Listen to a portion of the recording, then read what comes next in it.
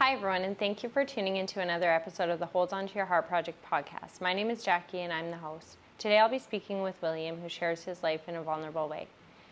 Moving a lot in his youth, challenging family dynamics, and now recovering from alcoholism, he spends his life helping others in a meaningful and purposeful way. Hope you enjoy. William, thank you so much for coming on to the Hold On to Your Heart Project podcast. It's a pleasure to have you here. It's an honor.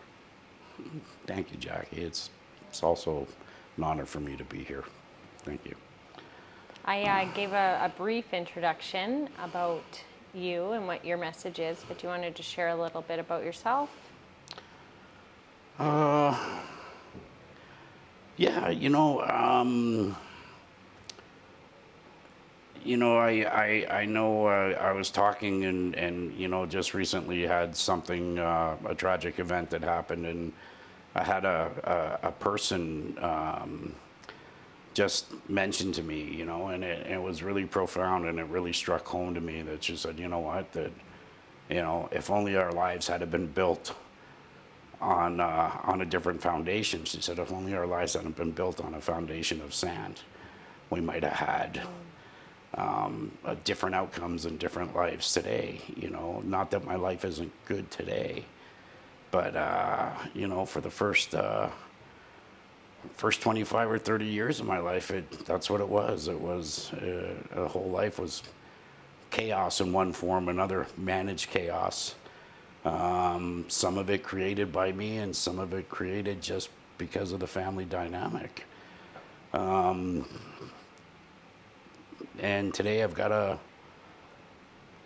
good life today. I've got a good life. I've got a good solid foundation today, which I'm really proud of, but it was hard fought for.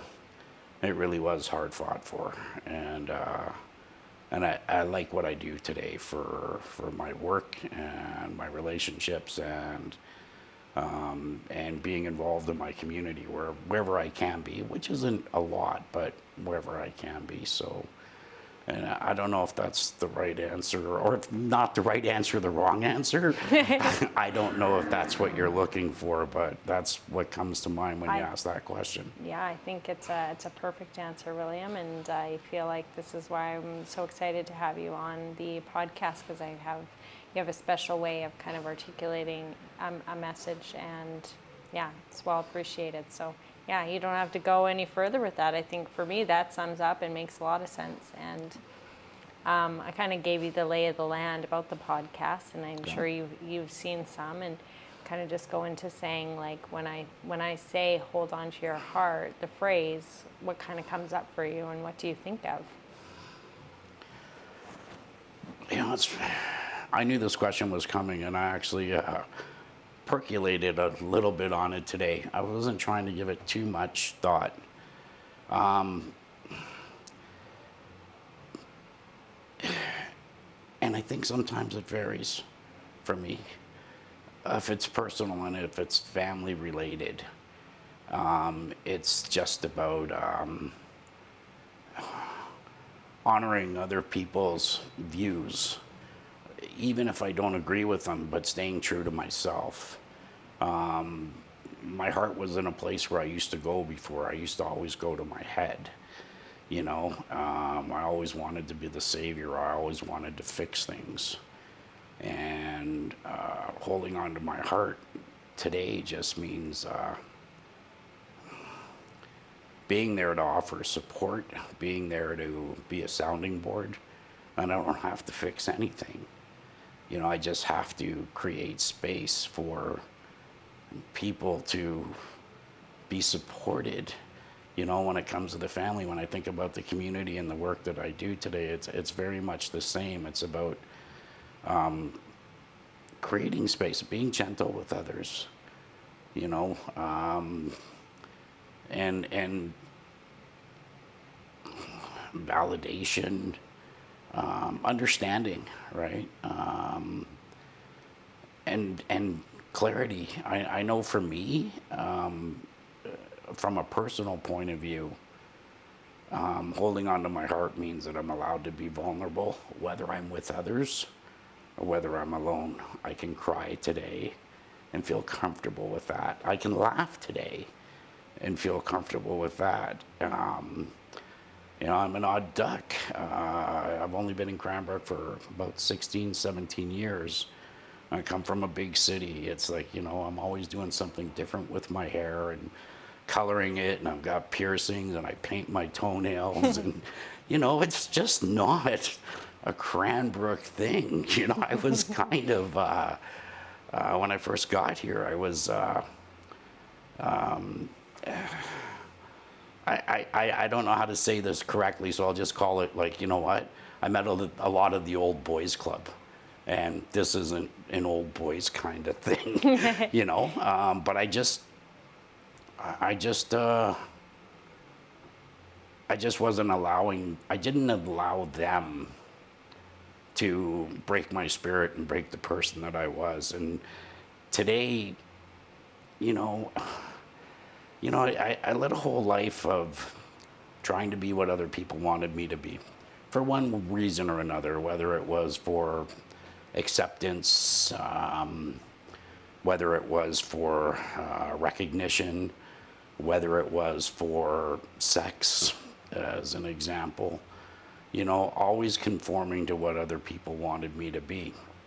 And I played that game for a long, long time and lost who I really was, and by the time I got in here to Cranbrook, I had a couple of years of sobriety under my belt. I'm an alcoholic, coming up on 20 years of sobriety, and I was getting a real good sense of who I was then, and I'd lost that desire to be people pleasing. Now, don't get me wrong. Doesn't mean I don't want to be included. Doesn't mean I don't want to be a part of. Doesn't mean I don't want validation. Doesn't mean I don't want recognition for something done right. But I don't need to have it anymore. It doesn't have any power over me anymore. My heart, I can validate myself.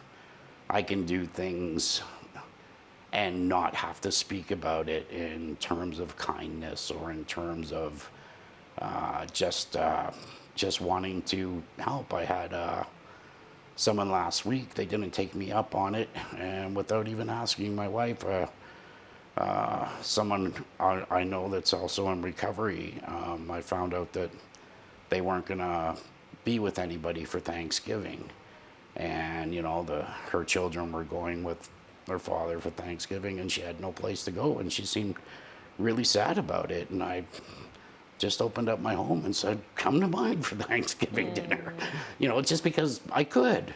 And I knew my wife would be okay with it. Now, she ended up finding something to do, which was good for her too, but either way, I just didn't want, if I have the ability for someone not to be alone, or just to have a little bit of comfort, then I to the best of my ability, I'll try to provide that, right? And I don't want anything from it. I just don't want recognition. I don't want thanks. I don't need any of that, because it just warms my heart when people are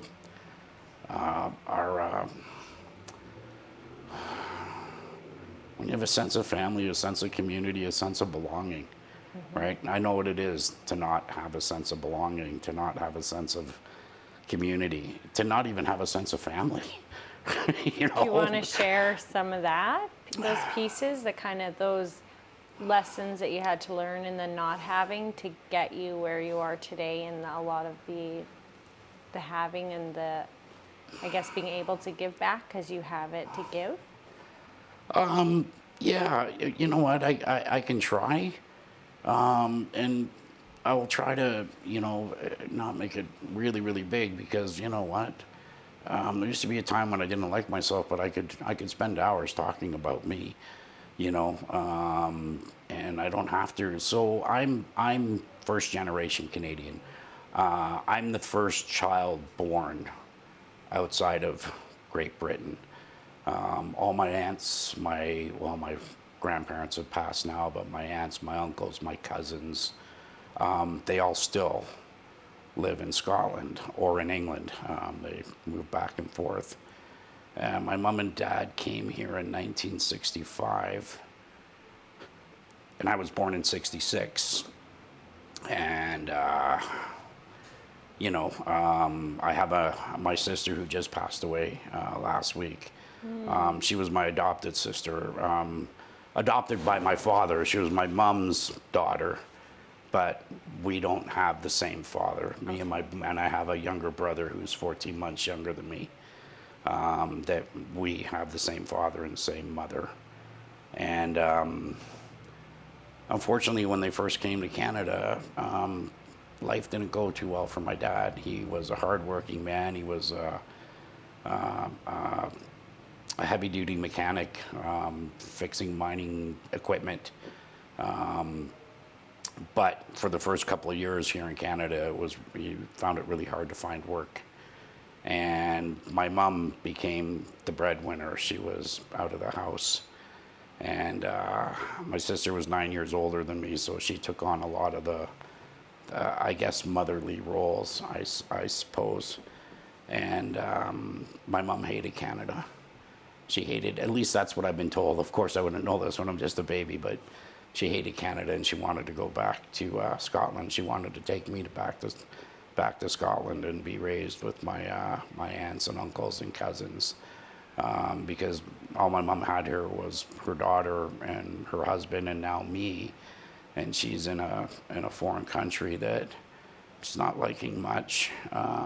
She did eventually learn to love Canada and became a Canadian citizen, but this was all my dad's idea, and unfortunately, because my dad couldn't find work, he got the flavor for the spirits, and in a short period of time, he became a raging alcoholic. Even after he found work, and my dad was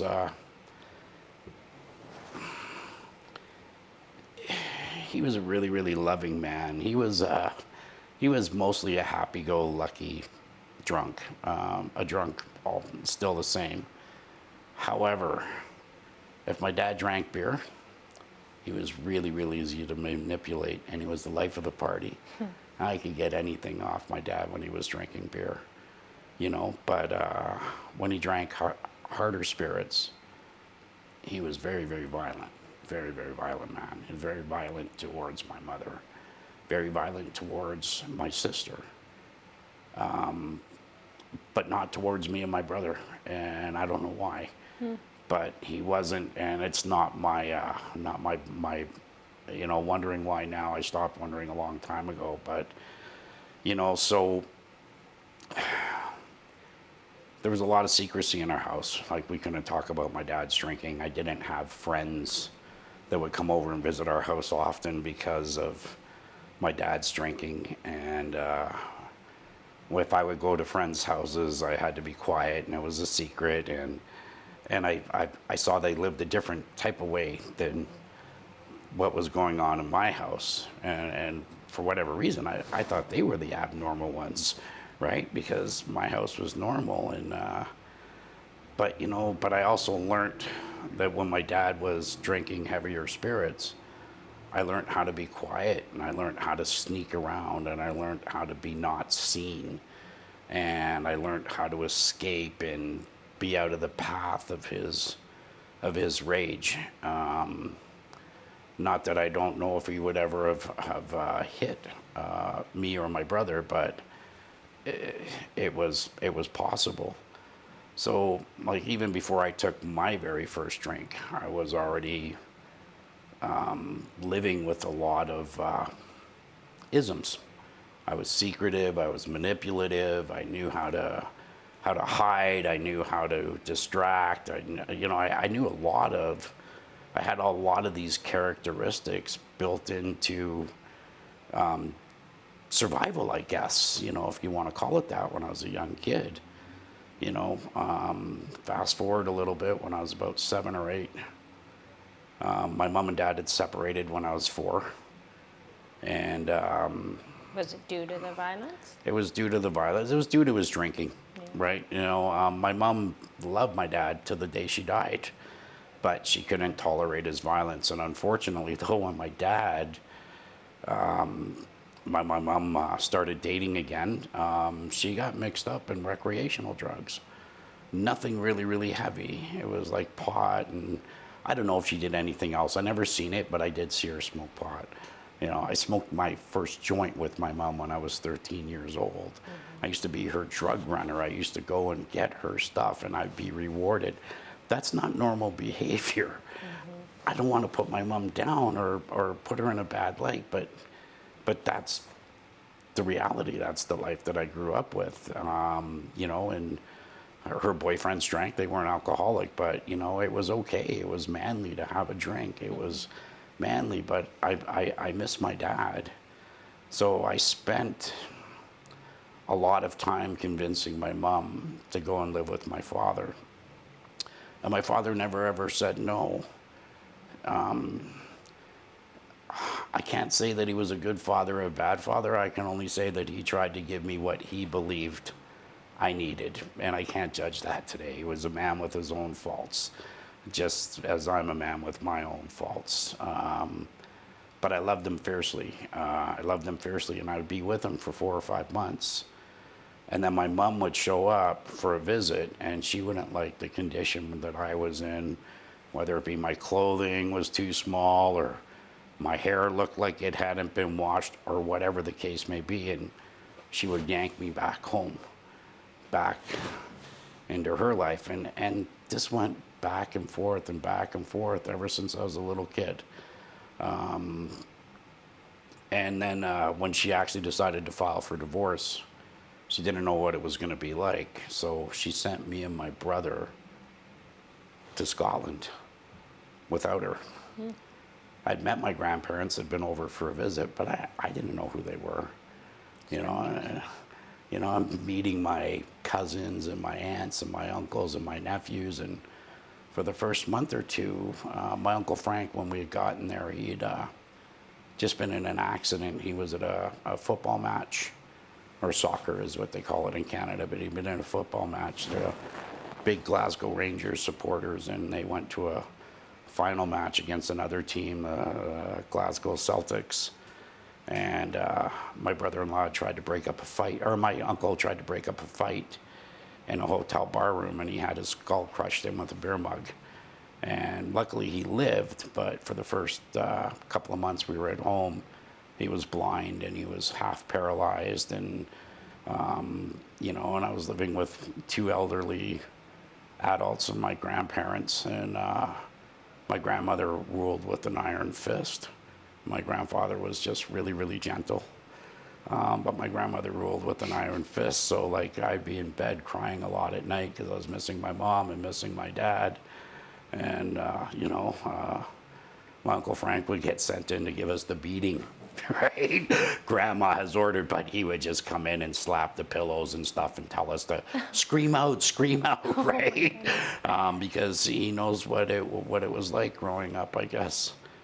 And then we got really comfortable. We got into the school system, and we got to see a lot of our cousins, and there was always gatherings. I started going to football matches and traveling throughout Scotland and England with my family, and we got really comfortable and, you know, had a sense of place. And it took my mom about 1.5 years, maybe almost 2 years, to finalize the divorce. And after she finalized the divorce, she came over to Scotland, and that's where I thought we were going to live. And now I'm really comfortable. And about 6 months of her being in Scotland, she decided that for whatever reason to come back to Canada, right? And here we are. We packed up and we came back to Canada with absolutely nothing. And now I've left my family again. You know, first I get torn away from my immediate family, and then I'm torn away from family again.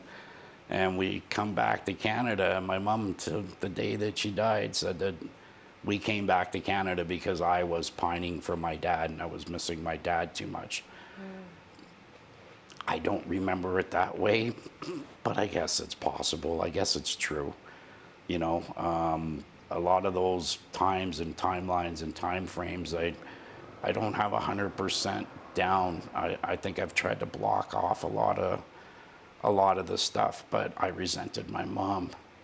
I resented my mom until right up until I got sober and I could make an amends to her. You know, because she'd taken me away from my dad, and then she took me away from my aunts and my uncles and my cousins and my grandparents, and you know, and she was always taking things away from me. You know, and I was very fortunate enough that to make my amends with her, and discovered that from her perspective, from a mother's perspective, all she was doing was trying to protect her children. She didn't want them to see that chaos. She didn't want them to see that violence anymore. She didn't want them to see those things anymore. And she was doing what she thought was best for us. And I believe that today. What was sad, though, is I spent a lot of years resenting and hating my mom that I didn't have to. If I only had the ability or the wherefore or the understanding that to have that conversation with her a lot earlier, things could be different, you know. And then our family got torn apart when I was about 18, I guess. Been back to Canada for a few years. I grew up in the welfare system, you know. Didn't have a lot, didn't have an allowance. You know, there was no money for sports and stuff like that. I remember when I was 14 or 15, I used to go down to the Greenwood racetrack in Toronto before school, and I used to muck out. There was 30 stalls down there. There was this jockey named Mike Stramacchia who owned horses, and he took a shine to me and my brother, and we would go down and I'd muck out 15 stalls before school, and then go to school covered in horse manure, smelling like horse manure. And then after school, I'd go back down there and clean out the other 15 stalls for $5 a day, right? Yeah. But it was my own money, you know. And if I needed things, if I wanted sweets or candies or treats, I had to provide those things for myself. You know, you always knew when check day was coming because we had this old couch in our apartment, and it had no legs. And so my mom, she would take canned food, like corn or peas or peaches or whatever it might be, and they'd become the legs of the couch, right? And when those cans started coming out from underneath the couch, we knew it was coming close to check day. Right? Because you're eating what's left in the house. Because we're eating what's left in the house, right? You know, powdered milk, and you know, and then check day would come, and maybe there'd be a jug of real milk in the fridge for the first week, or there'd be some extra fruit or something like that, you know. But it was, that's how life was growing up, you know. And my sister had run off when she was 15 or 16, and she was gone out of the household, and my mom worked hard. She worked 3 different jobs, IBM and Lilydale, the cup company, not the chicken farm, but they made cups and napkins and that kind of thing. And worked for CIL Paint. So my sister used to have that responsibility looking after me and my brother, and then she was gone living her life, and she was only 15 or 16 when she moved out, right? Is this the sister that just most That's my sister passed? that just passed away. And we didn't see much of her after that, you know, on occasion. And then when I was 18, I was getting to that, a tragic event happened in our life where, you know, it's not my story to tell, but unfortunately one of my siblings, and a drunken, stoned, heated fight took the life of another person. And they went to jail for almost 18 years. Wow. And that's when the whole family really exploded and really truly fell apart, right? Really truly fell apart. That's when my drinking career really took off, you know. And it was weird because I was like my father. I'm a small man, but and this is in my past. One thing I liked doing more than anything else was drinking and fighting. And I didn't need to be drinking to fight, and I didn't need to be fighting to drink. And I didn't even care whether I was going to be the victor or not. It was just a release of something. So I built a pretty poor reputation in the neighborhood that I grew up in. And it was fueled by alcohol and other substances. I didn't do other substances if I wasn't drinking, but if I was drinking, anything was fair game. And I stopped visiting my brother in the prison. I went up to visit him one time in the prison and had a really nice guitar, and he was worried about it. He was pretty new, and he was well, I guess I said my brother now, but he was in Millhaven Penitentiary, and with the general population. And he gave me this guitar to hold for him, and it was his only prized possession was his guitar, and he gave it to me. And one day I had no money for booze, and I went and pawned his guitar, and the pawn ticket expired, and the guitar was lost. And I went up to visit my brother, and I, rather than told him that I missed the payment or be able to get the guitar out, I told him that I lost the pawn ticket. Bold lied to him, right? And after that, my shame and guilt for that lie, I stopped going to visit him, and I was his only support. And I stopped going to visit him, and and life was very chaotic. My dad took it really, really badly. He came from the old school, an eye for an eye, a tooth for a tooth.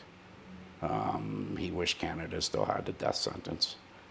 And I worked real hard on getting my dad into a different place with that, and took him to visit my brother a couple of times. And What was the feelings back then?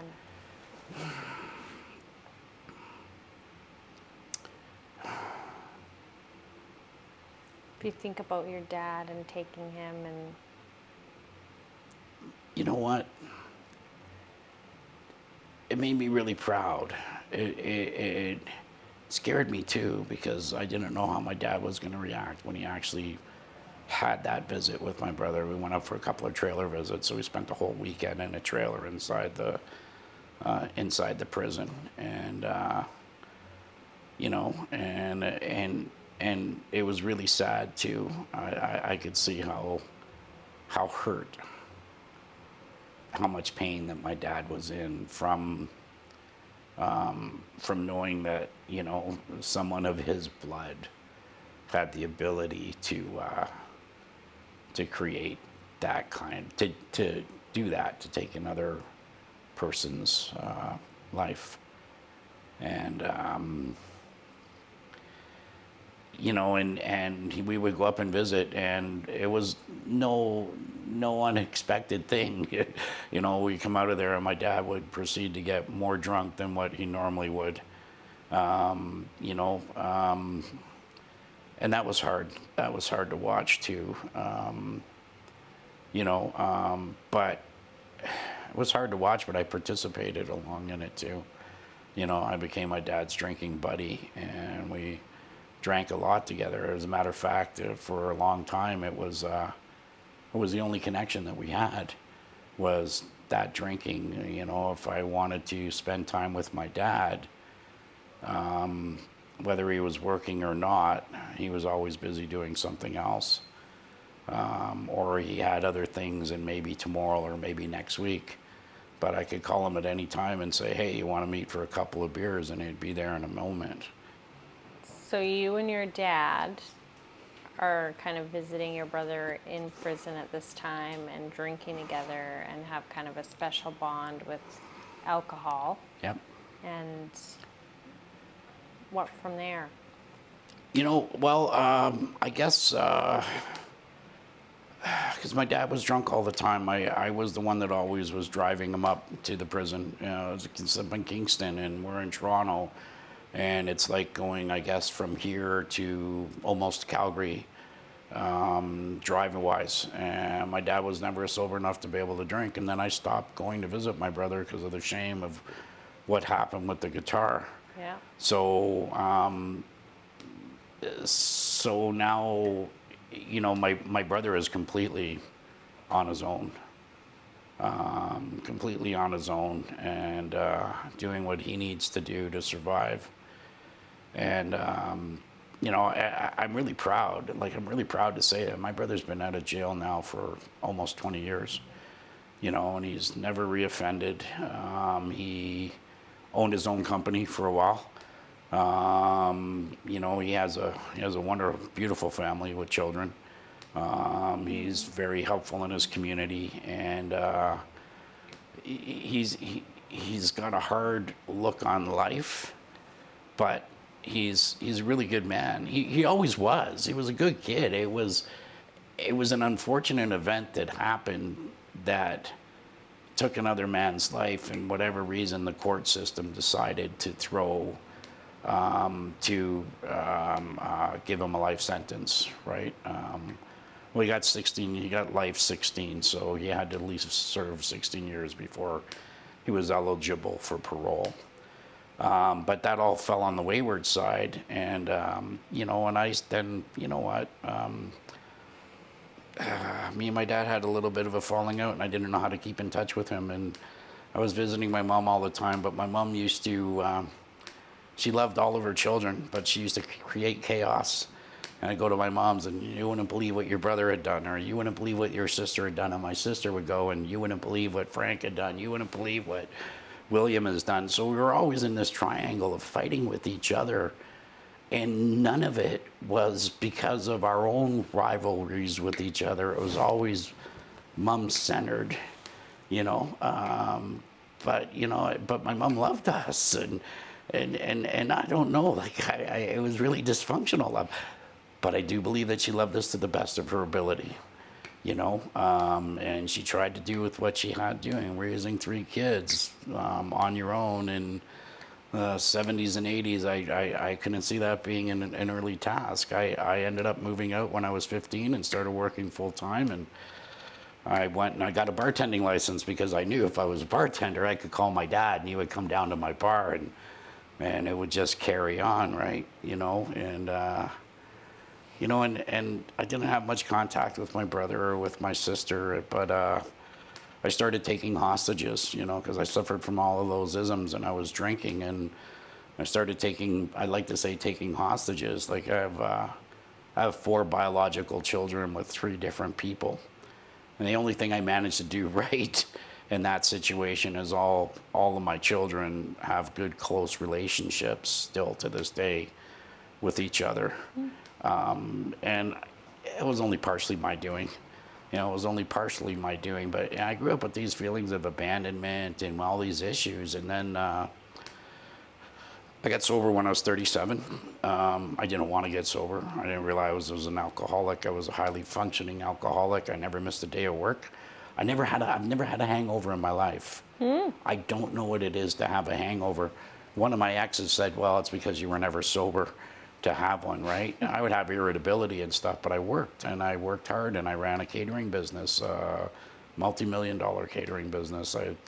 I've had the privilege of doing catering for Rolling Stones, Kathleen Zeta-Jones and Michael Douglas, Elizabeth Taylor, Tina Turner. I've danced with Tina Turner. Amazing. Right? You know, it's like, you know, but it was all fueled by alcohol and drugs. The last night that I drank, I don't remember. I went into a blackout and I came home. And I remember the next morning getting up, and my partner, who at that time, who was the one who took me to my first AA meeting, she wasn't home, and my daughter was in my care. She'd been turned over into my care. She was only 3 years old. and she had woken me up from the couch. She was toilet training, and she needed some help in the bathroom, and I ignorantly said, "Oh, go get so-and-so to help you," right? My partner at that time. And my daughter told me that she wasn't there. And I woke up and I sat up and I was furious. How dare you abandon my child? You know, like, that's just how sick I was. And my living room it was 20 by 20, but I had this long hallway where two people could walk down it, and had these bookcases full of books and pictures and ornaments and so on and so forth. And I picked up my daughter to come back down to the bathroom, and all of those bookcases in my hallway were overturned, and there was broken glass everywhere. And my daughter had already been to the bathroom and came down to get me. She just wanted me to finish wiping her, I guess. And how she didn't cut herself in that chaos, I don't know. I know walking back to the bathroom with her, I got my feet cut, and I went in and I was looking at her, and and as I came away with her, and this was just before Christmas. So December the 11th, I guess, 2003. And I caught a glimpse of myself in the mirror, and I was holding her in my arms, and I didn't look too good. You know, I was beat up, I was haggard, I was yellow, and full of shame. And my phone started ringing, and I answered the phone, and it was my partner telling me that they left and they weren't coming back.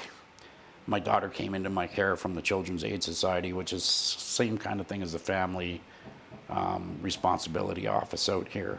She was turned over into my care, and she was only in my care for about 6 or 7 days, right, before all of this happened. And she had informed me that she phoned the Children's Aid Society, and I got a phone call from the Children's Aid Society asking me to go down there for an interview and to bring my daughter with me and to pack a bag for her. And I was probably still drunk from the night before, and I went down to the Children's Aid Society, and I thought I pulled the wool over their eyes. They took me into this room about the same size as this, with all kinds of toys and so on and so forth in it. And I'm down on my hands and knees playing with my daughter, and unbeknownst to me, they were watching me through a two-way mirror. And it felt like I was playing with her for about a half an hour. In reality, it was probably about 5 minutes. And they came into the room and they said, "We've never seen such a strong bond between between a father and a daughter before.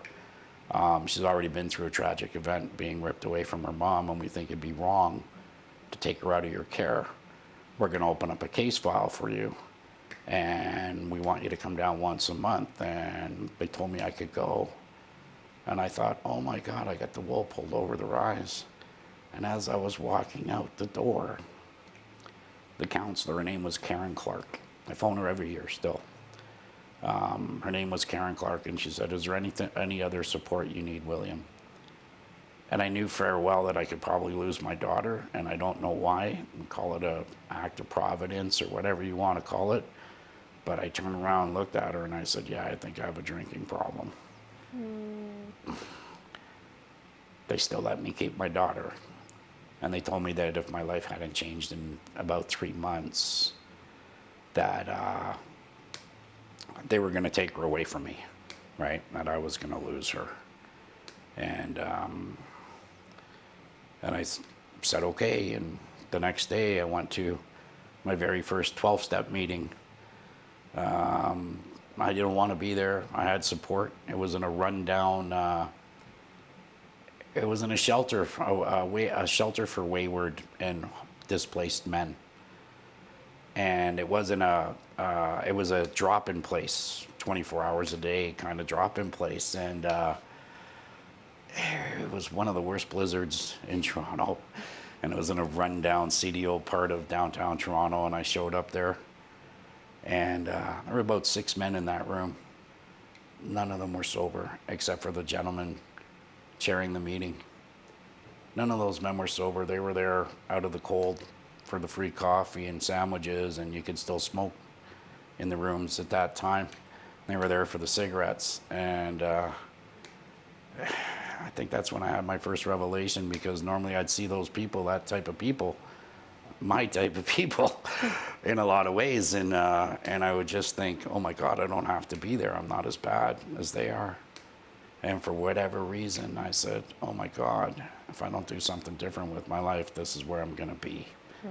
And it was a complete twist. Never been to treatment. I've never been to detox.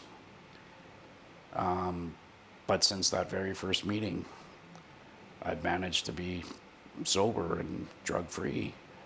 I'm still active in the program. I went back to school when I was 38, and now I work in mental health and addictions. And I have been for the last 18 years. I did private counseling and I worked for a residential treatment center in Toronto, and I ran group and individual counseling with men in a 12-step recovery center. That's where I got my roots for the work that I do today. And my father passed away on June the 5th, 2007, and I held his hand. He died from alcoholism in a hospital bed. Me and my brother sat. My brother was just newly out of prison, and he was given permission to come for my dad. And you know, and in that moment, I could have been full of hate. I could have been full of a lot of things. But in that moment, for whatever reason, I'd been sober for about 2 years. And when I used to go visit my dad, it was funny because he didn't hear well. He used to flash this little light before I went into his living room, and the words always out of his mouth, excuse the profanity, but the words always out of his mouth was, if you're here as my son, grab a beer out of the fridge as you're coming into the living room, and if you're here as a counselor, you can fucking turn around and come back and visit me next week, right? That's where our relationship had gotten lot. to, right? Yeah. You know, but he was really proud that I got sober, but I got to hold his hand when he died. And the only thing that I had to be was just realize that all I had to do was be there and be his son, and that my dad was flawed and he had his own set of deals, and it wasn't for me to judge what those were. I just had to be his son. I just had to sit in that moment with him and comfort him while he took his last breath, you know. And my mom wanted to come for his service, but she couldn't, so I flew out here to grieve with my family and found out that my mom was quite ill. And I thought I was going to lose her too. And so I relocated out here from Toronto, and I left all my children. I left all my children back in Toronto. You know, I had a teenage daughter and a boy that was coming up to be a teenager, and a 2-year-old son and a 6-year-old other daughter that had come into my care. I gave her back to her mom because her mom was doing well at that time. And, you know, and I moved out here and started working for Interior Health, and luckily I got another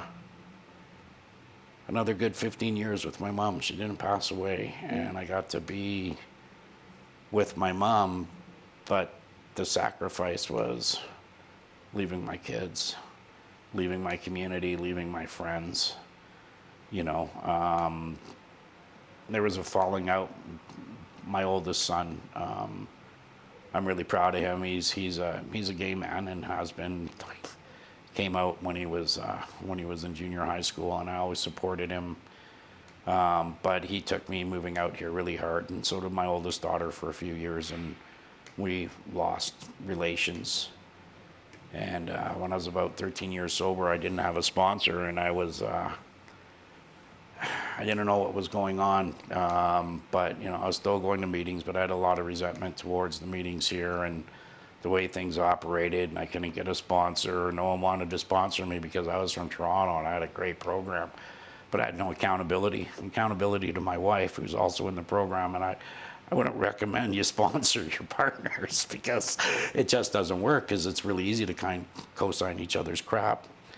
And I was, my old sponsor from Toronto directed me to this podcast, not a podcast, a meeting on Zoom, and this guy was doing a weekend on the Big Book and a weekend on on the 12 steps and 12 traditions, and he talked a lot about untreated alcoholism. And over that 2 weekend period, I realized that I was suffering from untreated alcoholism, even though I'd been sober for 14, 15 years.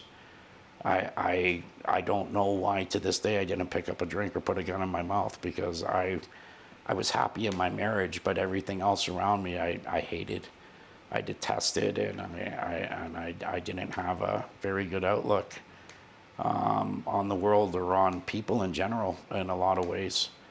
And I worked with those populations, and I called this man and asked him to be my sponsor. And he took me through those steps all over again. New perspective, new fresh set of eyes, new fresh, and my whole world changed. My whole world changed. You know, and you know, same thing when my mom passed away. She passed away under what I'm concerned is some pretty horrendous situation that I blame my sister and her partner for.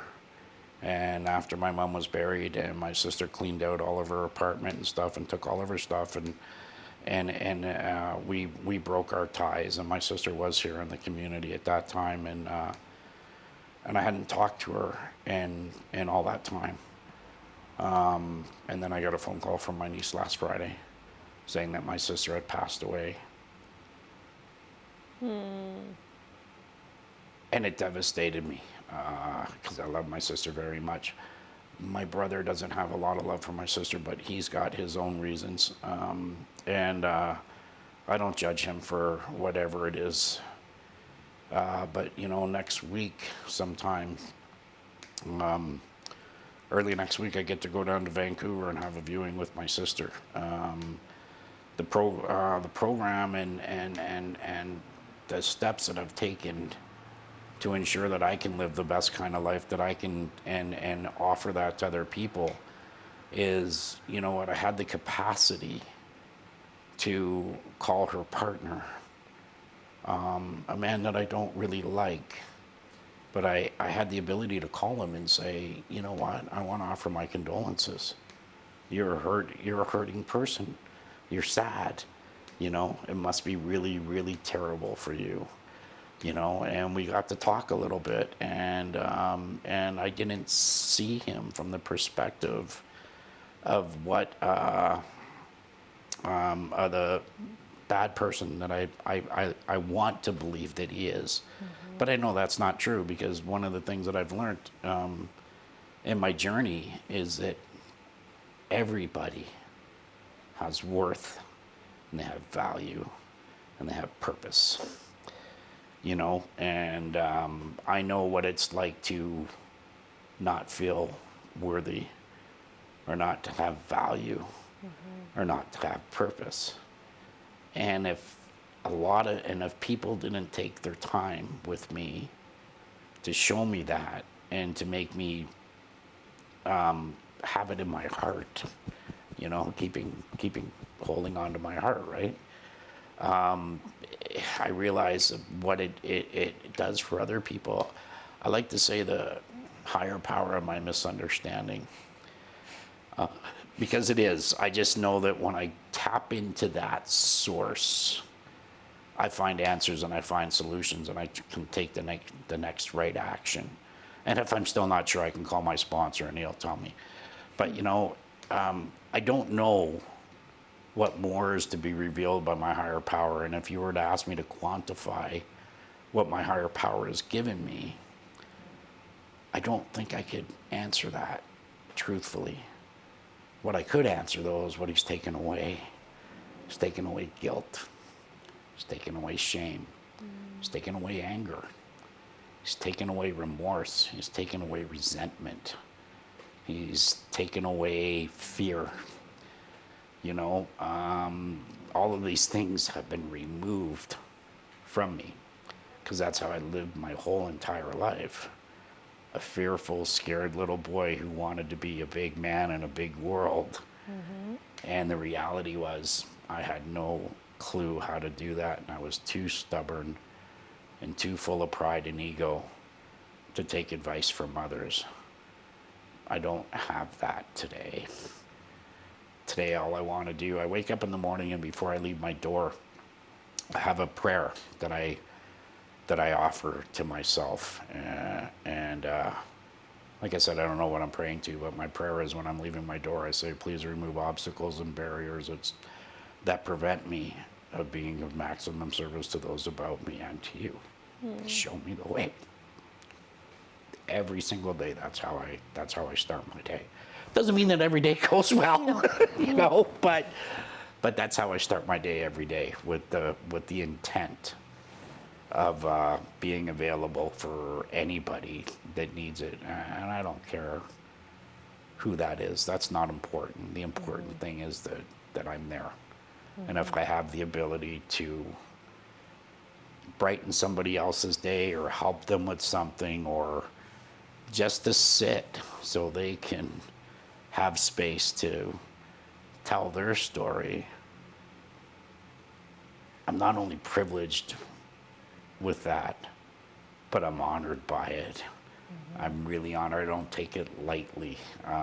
It's a real privilege and a real honor to have somebody sit in your presence and be raw and vulnerable and open to the process. Doesn't mean it's easy, but if you create that space, it's possible, and people heal. We're experiencing it right now. I'm experiencing it on this side. Yeah, And you've people heal. given me all that. Thank you. You know,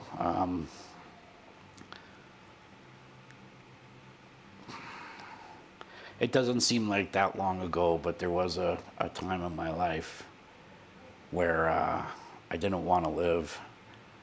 But I didn't want to take my own life, but I really wished on a daily basis. I used to get up and go out the door and pray that I get hit by a bus, or that I get into a fight, because I like to fight, and I would get that blow that would end it, or I would come to some sort of demise, because through the lens that I used to see the world, it was really dark and painful to live in. And today, that lens is completely different. I see the world as being beautiful and being plentiful. It's cruel. I'm not going to dismiss the fact that the life is cruel, but in that cruelty, there are opportunities, and that's where we grow, is when we walk through that pain and we walk through that fire, and we emerge on the other side as something else. You know, I know what it is to be screwed up, and I know what it is, and this might sound strange, but you know, I think through my whole life, I wasn't worried of being a failure. I knew what to expect from being a failure. I knew what the consequences were going to be. I lived them so many times. I knew what the consequences were going to be. I knew what was going to happen, and you know, I was always making plans for when this thing fails, I'll just move on to that thing. Now today, you know, I don't have a plan to fail, but man, I used to really, really fear being successful, because what do I do when I'm successful? Oh my God, now I got to show up, right? I never wanted to show up before, and today I just do. And I'm really honored that you asked me to come out and share.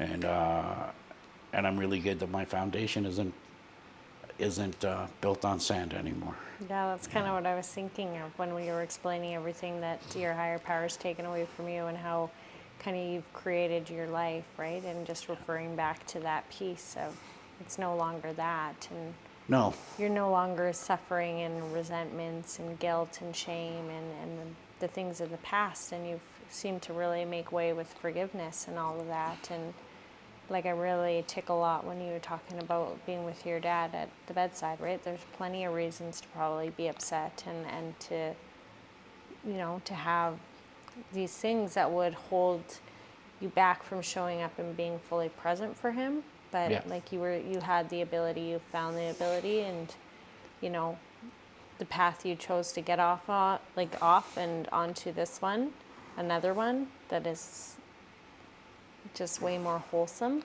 Yeah, And it gives really back is. a lot more, right? Yeah. Yeah, and your sobriety journey is amazing, and you know it's a big admiration, and I think that you have something that people, you know, there's people that do want that, right? And it's nice, I think, for people to hear that it is a possibility if it's something that they strive for. And yeah, like, would there be a message to someone who was, you know, do you give it tribute to your sobriety and to a higher power, the reason that you've been able to find kind of this peacefulness and build a new foundation not on sand? If I was to say anything to anybody, it's oh,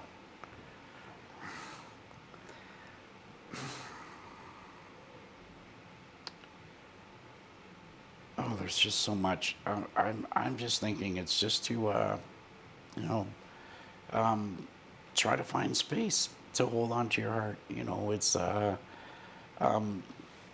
used to spend a lot of time falling into holes, and rather than taking the hand that wanted to help me get out, I wanted to stay and decorate. You know, the couch would look good over there, right? You know, but if anything, is just to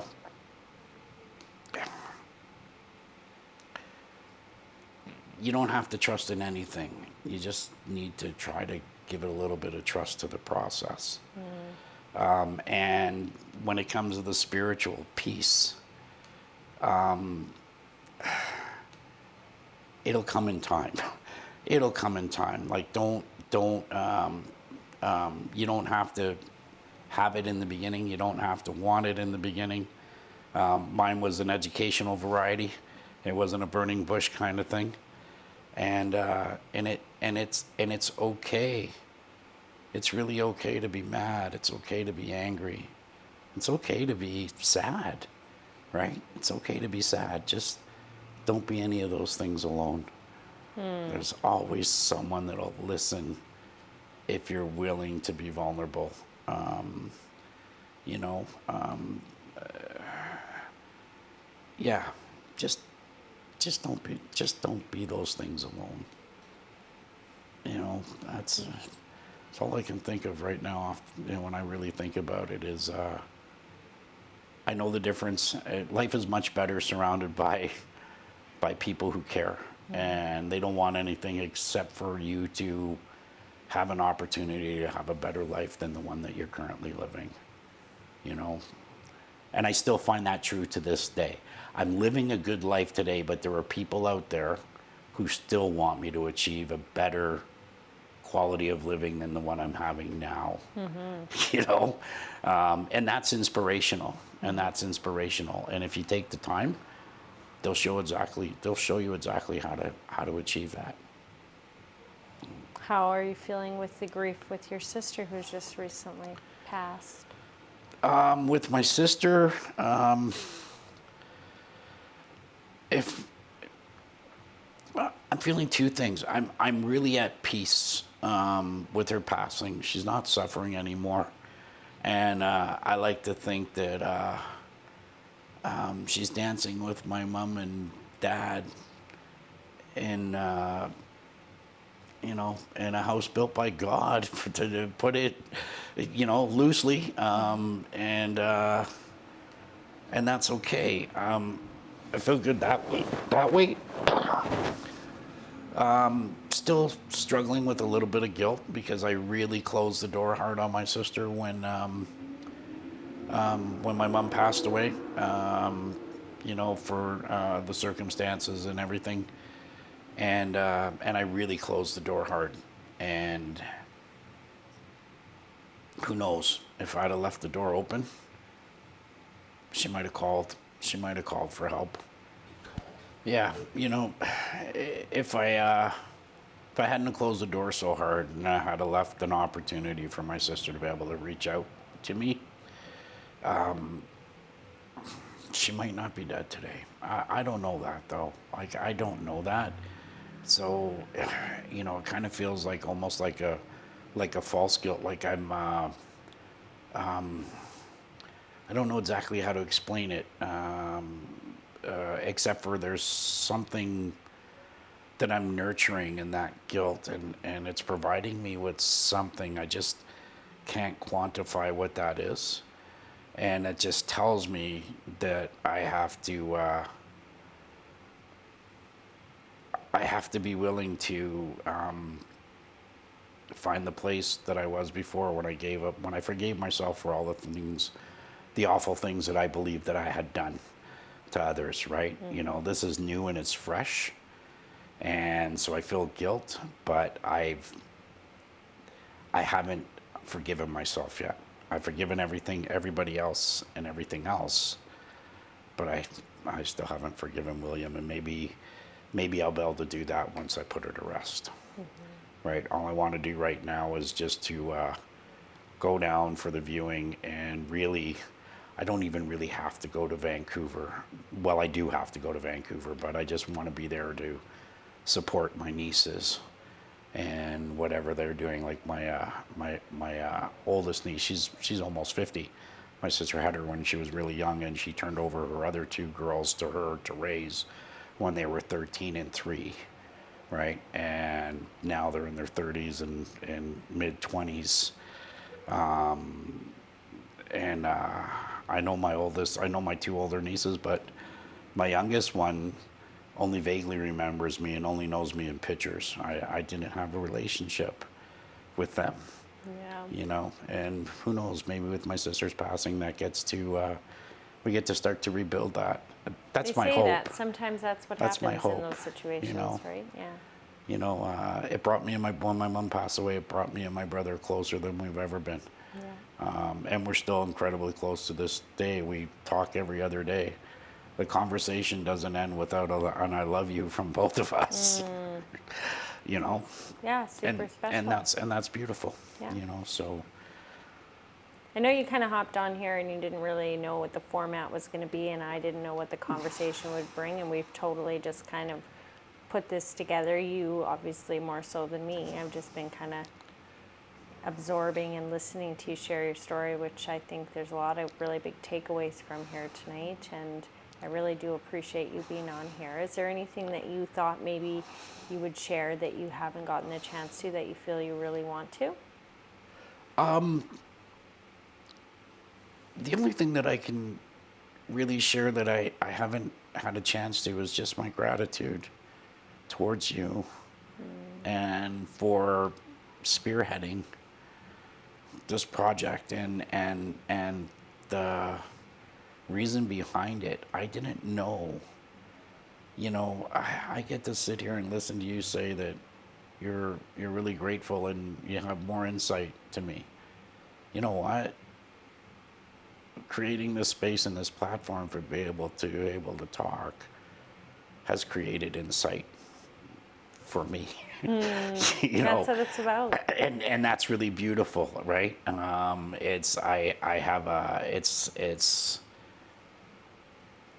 It's another layer of awakening that I really needed to have, and something that I've been desiring. You know, it's different out here. You don't get to tell your story often. You don't get to tell your story often. You get to tell little snippets, but you don't get to tell your story, and